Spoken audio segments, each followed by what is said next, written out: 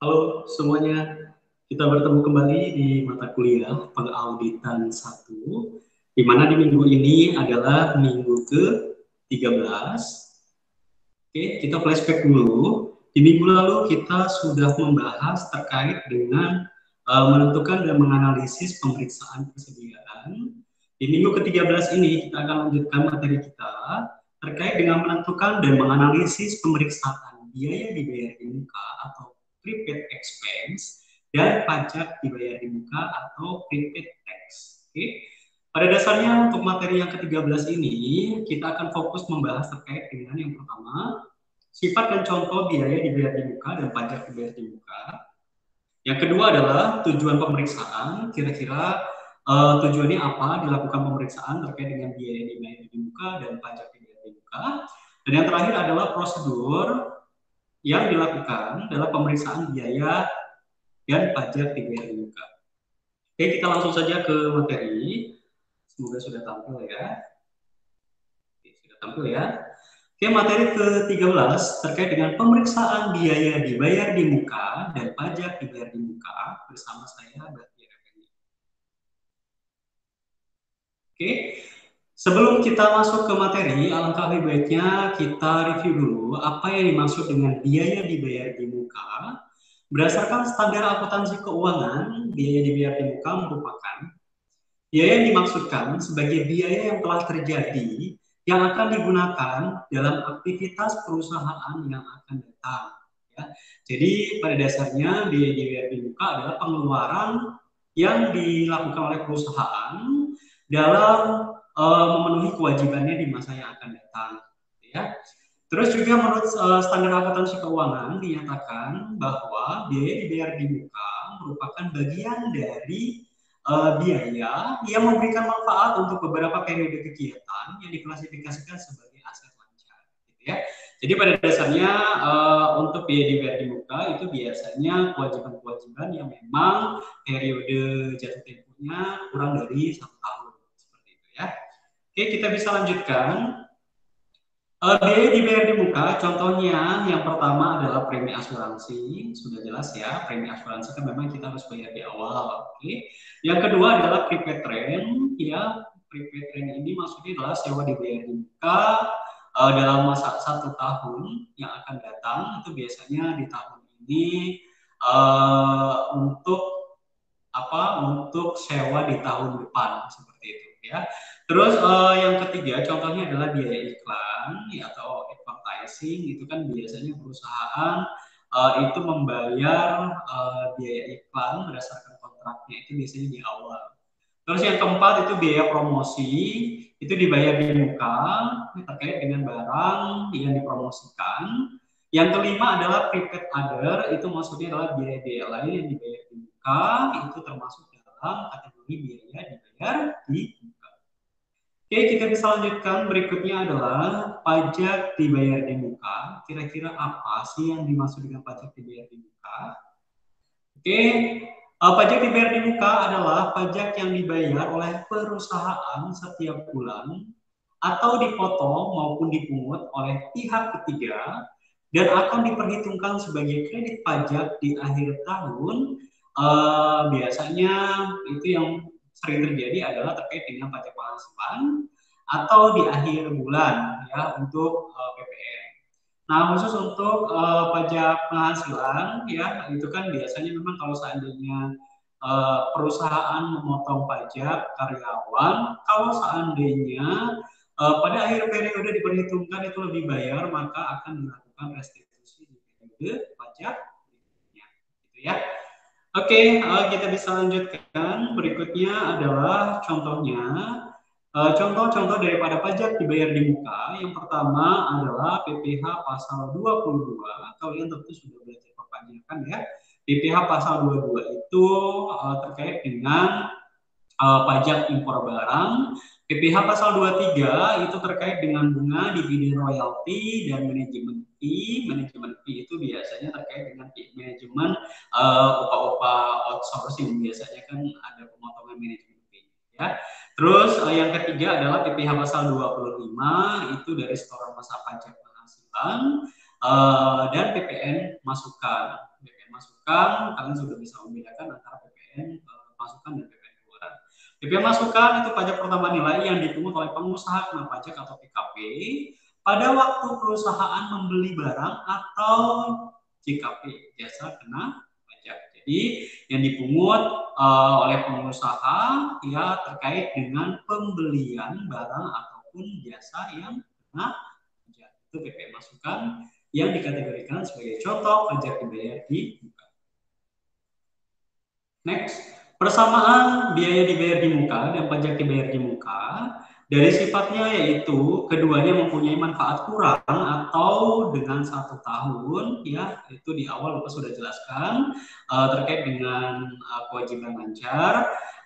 Berikutnya sifat daripada biaya dibayar di muka dan pajak dibayar di muka adalah dikelompokkan sebagai aset lancar atau current asset. Oke, tujuan pemeriksaan dilakukan audit terkait dengan pajak dibayar di muka. Yang pertama adalah untuk memeriksa keberadaan internal kontrol, ya, biaya dibayar di muka.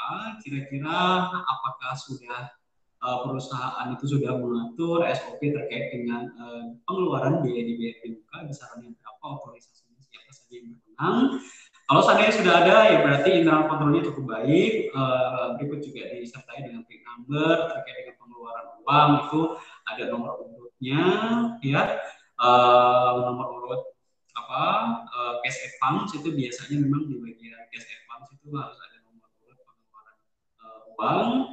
Oke, yang kedua adalah memeriksa keberadaan internal kontrol pajak dibayar di muka, ya.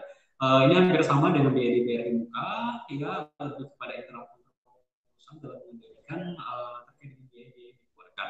Terus yang ketiga, memeriksa apakah biaya yang mempunyai kegunaan untuk tahun berikutnya sudah dicatat sebagai biaya dibayar di muka, apakah pengakuan sudah sesuai dengan yang seharusnya, atau jangan-jangan memang ada biaya-biaya yang memang tidak diperuntukkan sebagai biaya dibayar di muka, dikategorikan sebagai biaya dibayar di muka, itu juga perlu kita klasifikasikan dan perlu kita review kembali. Oke, berikutnya yang keempat untuk tujuan pemeriksaan adalah memeriksa apakah biaya dibayar di muka yang mempunyai kegunaan untuk 1 tahun berjalan sudah dicatat sebagai biaya tahun berjalan. Ini hampir sama dengan konsep matching balance, ya. Matching balance revenue itu kan memang biaya yang dikeluarkan di periode ini memang sebagai pengurang daripada pendapatan di periode ini, gitu ya. Terus yang kelima adalah memeriksa apakah pajak dibayar di muka didukung oleh bukti setoran atau pemungutan pajak yang sah dan lengkap sehingga bisa diperhitungkan sebagai kredit pajak pada akhir tahun, kepada kelengkapan dokumen-dokumen yang memang menjadi penguat terkait dengan bukti pemeriksaan. Yang keenam adalah memeriksa kesesuaian penyajian biaya dan pajak dibayar di muka dalam laporan keuangan terkait dengan prinsip akuntansi berlaku umum atau pernyataan standar akuntansi keuangan. Oke, next. Adapun prosedur pemeriksaan biaya dibayar di muka dan pajak dibayar di muka, itu ada 2 tes. Yang pertama adalah compliance test dan yang kedua adalah substantive test.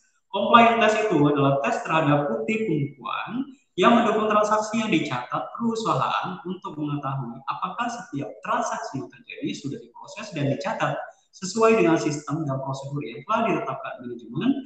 Jika terjadi penyimpangan dalam pemrosesan dan pencatatan transaksi, walaupun jumlah atau rupiahnya tidak material, auditor harus memperhitungkan pengaruh dari penyimpangan tersebut terhadap efektivitas pengendalian intern. Jadi, compliance test itu lebih kepada kepatuhan, ya. Kira-kira prosedur yang sudah ditetapkan oleh perusahaan apakah diimplementasi secara baik atau tidak. Kalau seandainya memang pelaksanaannya itu berbeda dengan SOP atau prosedur yang sudah ditetapkan, maka SOP atau prosedur yang sudah ditetapkan itu memang harus direview atau direvisi. Oke, yang kedua adalah substantif test. Substansi itu lebih kepada isinya. Jadi substantif test ini adalah tes terhadap kewajaran saldo-saldo perkiraan laporan keuangan yang terkait dengan laporan posisi keuangan dan laporan laba rugi komprehensif. Jika pada waktu melakukan substantif test, auditor menemukan kesalahan-kesalahan, harus dipertimbangkan apakah kesalahan tersebut jumlahnya material atau tidak. Jika permasalahannya material, auditor harus mengusulkan audit judgment secara tertulis dalam bentuk daftar audit judgment. Jika usulan adjustment tidak disetujui oleh klien dan auditor yakin usulan adjustment tersebut benar, maka auditor tidak boleh memberikan unqualified opinion. Ya.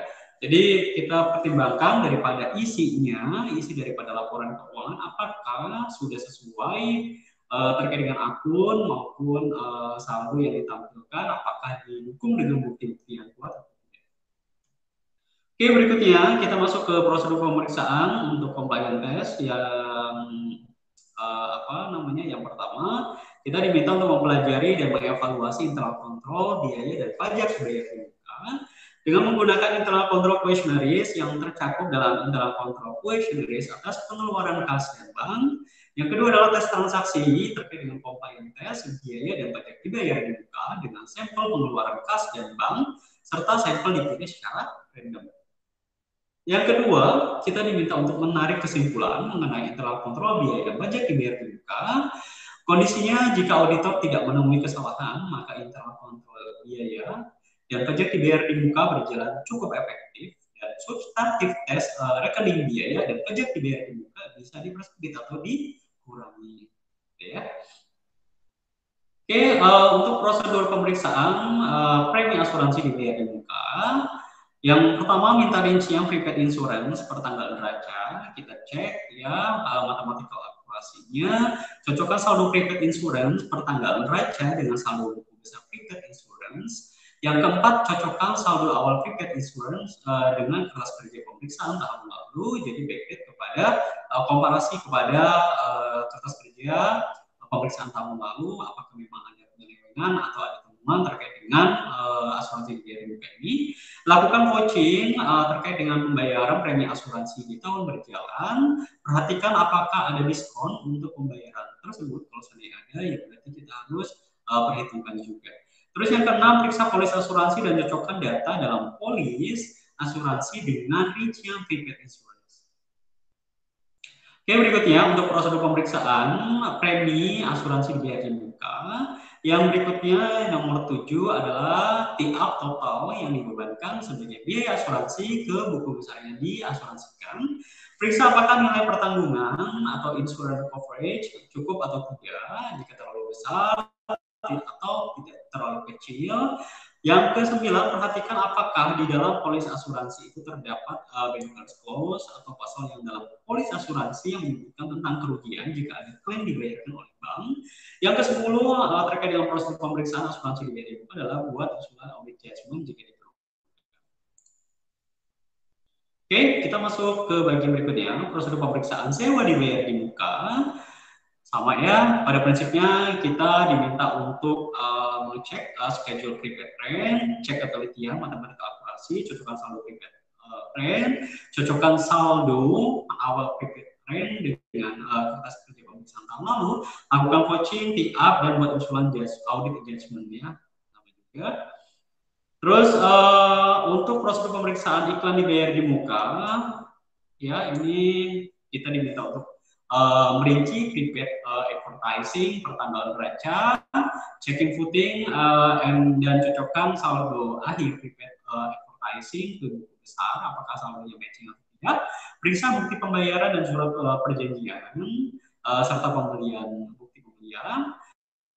Dan yang terakhir adalah periksa kebenaran pembebanan ke biaya untuk barang souvenir harus dilakukan stop output pada akhir.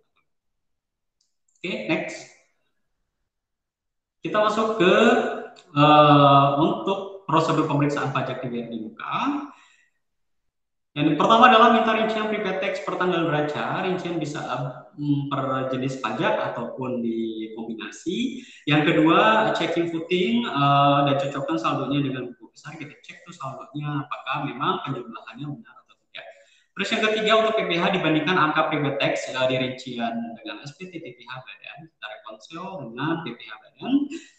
Untuk pajak pertambahan nilai atau PPN masukan yang tadi terkait dengan aktivitas pembelian, bandingkan dengan prepaid tax di rincian dengan SPT massa yang dilaporkan oleh audit atau perusahaan yang kita audit. Nah ini dia contoh kertas kerja compliance test untuk biaya pajak dibayar di muka. Ada tanggal, ada nomor bukti transaksi, ada keterangannya, ada jumlahnya, ada nomor perkiraannya, diotorisasi atau tidak. Kalau kelengkapan, bukti pendukung juga ada tutorial, perhitungan matematika, juga matematika akurasi juga kita perlu lakukan. Kalau seandainya sudah, maka kita bisa lakukan dasar sebagai compliance test. Oke, kita next berikutnya. Ini adalah contoh top schedule prepaid tax and expenses. Nah, di sini kan ada prepaid trade, ada prepaid insurance, ada prepaid advertising, ada prepaid tax, ya. Per saldo berbukunya berapa, ya, per 31 Desember. Per auditnya berapa nih kalau seandainya memang ada selisih, ya. Ini kan prepaid trade itu 60 juta yang dilaporkan, per auditnya itu 60 juta. Prepaid insurance 4.600.000, per auditnya 4.600.000, berarti cocok ya. Prepaid advertising itu 5 juta, itu per auditnya juga 5 juta. Prepaid tax itu 21.500.000, per auditnya juga sama. Jadi matching ya antara per buku, saldo per buku yang dilaporkan dengan per audit. Kalau seandainya memang ada selisih ditemukan per audit yang lebih rendah atau lebih tinggi, maka dilakukan adjustment dengan cara menambah atau mengurangkan daripada saldo selisih yang didapatkan. Oke, berikutnya. Ya, ini contoh kertas kerja pemeriksaan sewa dibayar di muka. Ini hampir sama pada dasarnya. Kita membandingkan antara saldo awal dengan pembayaran tahun 2002. Kira-kira yang sudah dibayarkan berapa, sewa per bulannya berapa, dibebankan sebagian biaya tahun di tahun berapa, saldonya berapa, kita cocokkan antara saldo awal dengan saldo yang kita. Nah, ini dia contoh kertas kerja pemeriksaan prepaid insurance. Ini hampir sama dengan cara merekonsiliasi atau membandingkan antara nilai pertanggungan dengan nilai yang memang kita hitung sebagai dasar prepaid insurance. Oke, berikutnya ini contoh top schedule untuk prepaid tax dan expenses. Ya, di sini ada keterangan, ada jumlahnya berapa dan kita cross check ya, checking footing terkait dengan periksa bukti pemotong dari pihak ketiga dan SSP, bandingkan juga dengan SPT PPH Badan serta cocokkan dengan sistem pengendalian manajemen pada akhir periode. Oke, itu saja yang bisa Bapak sampaikan di pertemuan ke-13 ini. Terima kasih atas perhatiannya dan apabila ada pertanyaan, silakan kalian bisa sampaikan di Google Classroom. Oke, demikian. Terima kasih atas perhatiannya dan salam sehat selalu. Terima kasih.